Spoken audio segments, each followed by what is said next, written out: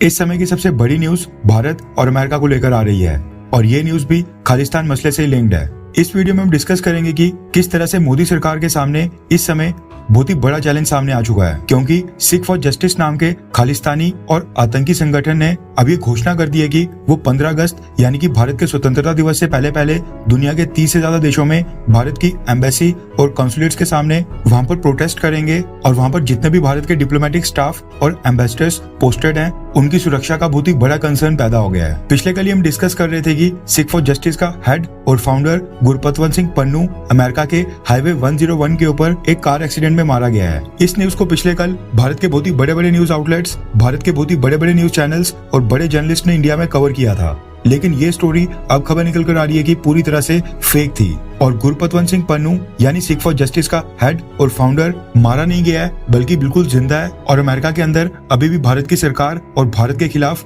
जहर उगल रहा है। पिछले कल गुरपतवंत सिंह पन्नू की डेथ को लेकर काफी सारी रूमर्स फैल रही थी, जिसके बाद अब पन्नू एक वीडियो स्टेटमेंट के साथ पूरी दुनिया के सामने आ गया है और उसने एक बार फिर से भारत की सरकार, मोदी सरकार और भारत के डिप्लोमेट्स को धमकी दी है। इसके साथ ही वीडियो मैसेज में पिछले कल पन्नू ने साफ तौर पर कहा है कि वो बिल्कुल जिंदा है और बिल्कुल स्वस्थ है और इसके साथ ही जो हाल ही में अमेरिका, यूके यानी कि ब्रिटेन और कनाडा के अंदर भारत के डिप्लोमेट्स को लेकर जो भी पोस्टर्स जारी किए गए थे जिनमें भारत के डिप्लोमेट्स और एम्बेसडर्स को हरदीप सिंह निज्जर की हत्या का दोषी बताया गया था और उनको मारने की धमकी दी गई थी, गुरपतवंत सिंह पन्नू ने कहा है कि इन सभी पोस्टर्स के पीछे वही था। अब जो गुरपतवंत सिंह पन्नू ने एक वीडियो मैसेज जारी किया है उसमें उसने कहा है कि कनाडा के अंदर हाल ही में जो हरदीप सिंह निज्जर नाम का खालिस्तान टाइगर फोर्स का चीफ मारा गया था वो मेरा यंगर ब्रदर था, यानी कि मेरा छोटा भाई था और हम पिछले 20 से ज्यादा सालों से एक दूसरे के साथ जुड़े थे और मैं उसकी मौत का भारत सरकार से बदला लूंगा। इसके आगे पन्नू ने कहा कि हरदीप सिंह निज्जर की मौत को लेकर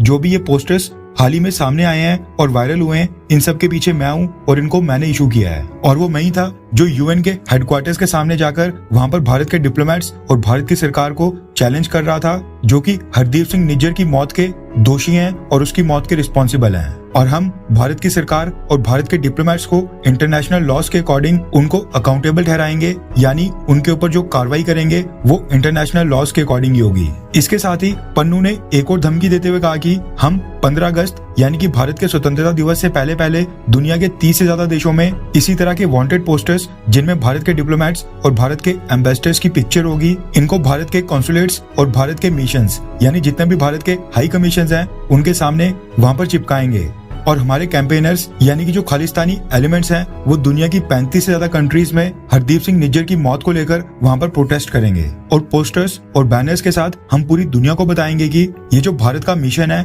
यानी कि जो भारत की एम्बेसी या कॉन्सुलेट है ये हाउस ऑफ टेरर है, यानी आतंक का अड्डा है। अब जब पन्नू से पूछा गया कि वो आखिरकार भारत के डिप्लोमेट्स को क्यों टारगेट कर रहा है तो इसके लिए उसने कहा कि ये जितने भी भारत के डिप्लोमेट्स और भारत के एम्बेसडर्स विदेशों में भारत की एम्बेसीज और भारत के कॉन्सुलेट्स में वहां पर पोस्टेड हैं, ये भारत के रजीम का फेस है जिसके चलते ये हरदीप सिंह निज्जर की जो मौत हुई थी उसके रिस्पॉन्सिबल है और हम पूरी दुनिया को बताना चाहते हैं कि भारत की AK-47 की बुलेट्स का बदला हम बैलेट से लेंगे, यानी कि रेफरेंडम करवा कर लेंगे, वोटिंग से लेंगे। इसके साथ ही पन्नू ने यह भी धमकी दी है कि हम भारत के सिस्टम को पूरी तरह से खत्म कर देंगे जो इनोसेंट पीपल का जेनोसाइड करता है। इसके साथ ही पन्नू ने कहा कि जो उसकी मौत को लेकर खबरें आ रही हैं उसके पीछे भी भारत की एजेंसीज हैं और वो बिल्कुल जिंदा है और बिल्कुल स्वस्थ है। इसके साथ ही उसने ये भी कहा कि वो भारत से पंजाब को अलग करके एक अलग देश यानी खालिस्तान की मांग करेगा और उसके लिए आगे भी काम करता रहेगा। वैसे पन्नू ने ये जो सारी बातें बोली हैं जो वो भारत की सरकार के खिलाफ करने वाला है, दुनिया के 30 से ज्यादा देशों में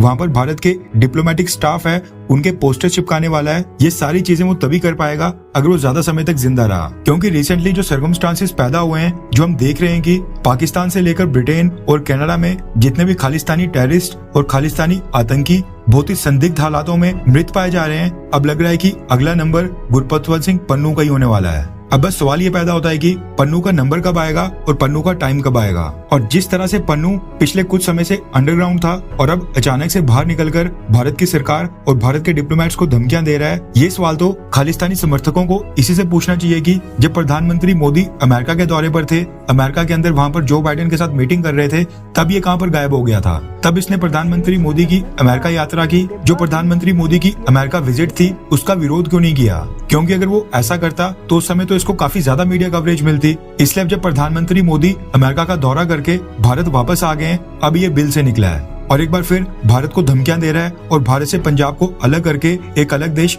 खालिस्तान बनाने की मांग कर रहा है और भारत को डराने और धमकाने की कोशिश कर रहा है।